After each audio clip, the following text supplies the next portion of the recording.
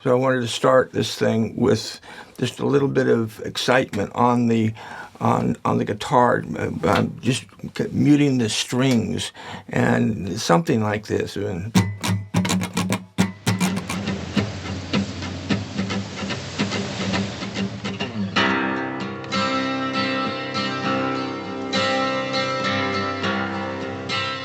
Jenna's joy in life are her children, and she can't wait to see them.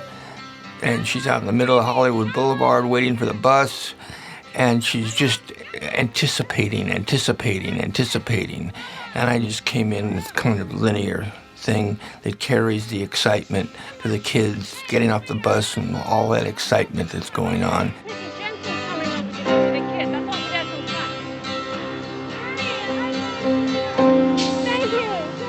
And then as the scene goes, she comes to the house, a piano comes in and slowly takes over, which is a very simple version of the main theme.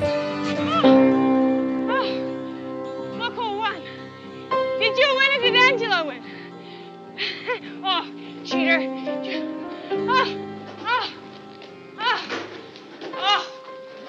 Oh.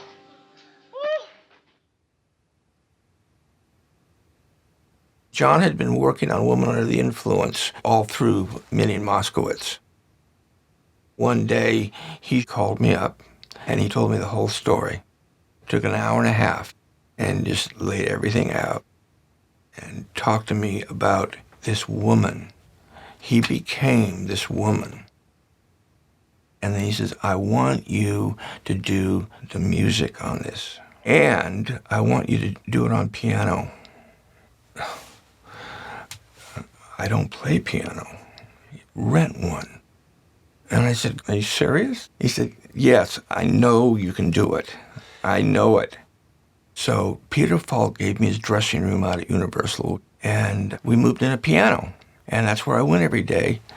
And I sat there and started tinkling on the piano at the same time because I'm melody driven.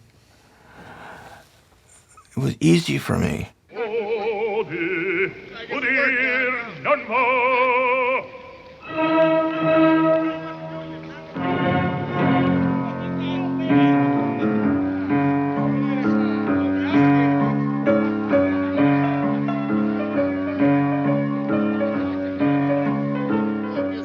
The opening of the film gives you a hint of opera, and then it quickly goes into this goofy piano thing.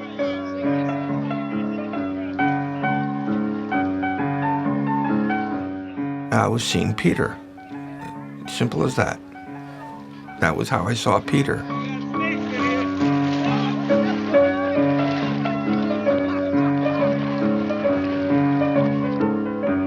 John told me initially that we would probably work with an orchestrator or an arranger, and it would be orchestrated, which took a little heat off my shoulders. When it was all said and done, when the picture was finished and I had my music demos laid in, I was waiting for John to get an arranger, and it just wasn't in the stars. I think he fell in love with my raw tracks, the way they were, and he was very happy with that and didn't want to screw with it.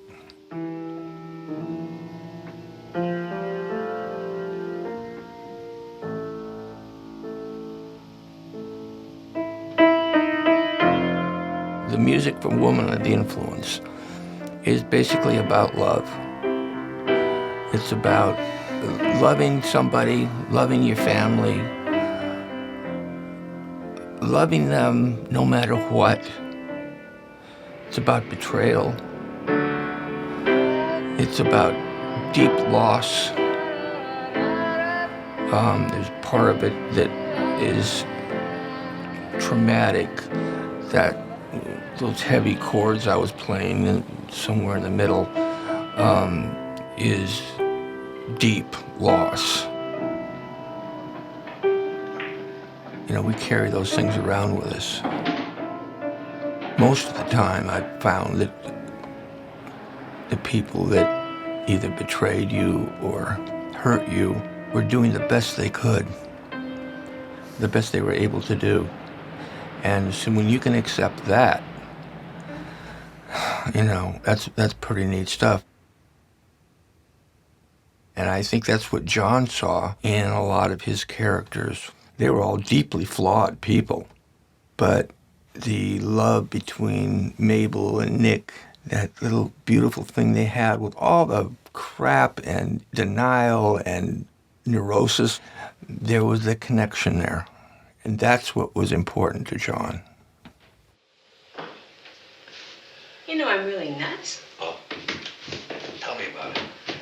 I don't even know how this whole thing got started. Don't worry about it. I had dedicated myself throughout the film to Jenna. All those lovely little themes that were playing and stuff were really Jenna. Aspects of Jenna and her love and her family. And the beginning and the end is Peter. So it's really that simple. The film ends with a tune. It's called Pete Kazoo. That is Peter.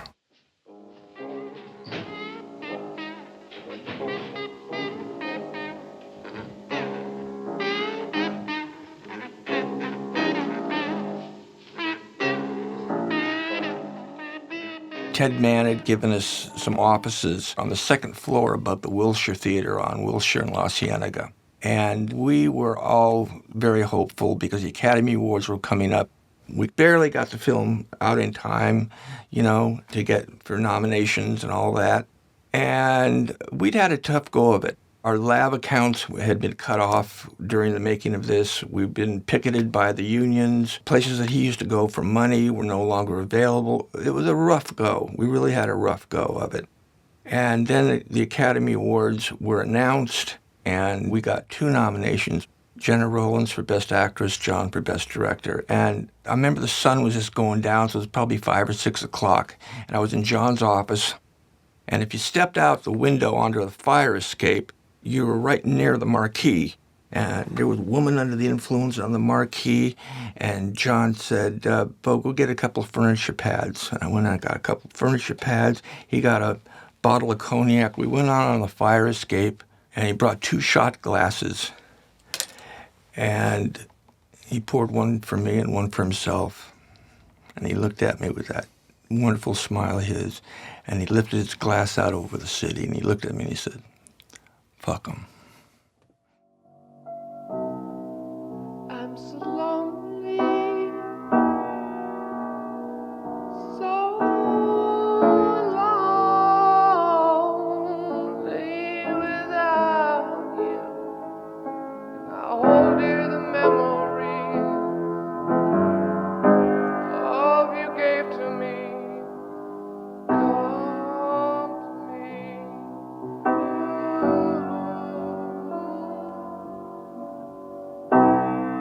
At so many faces, Lord, can't you help me?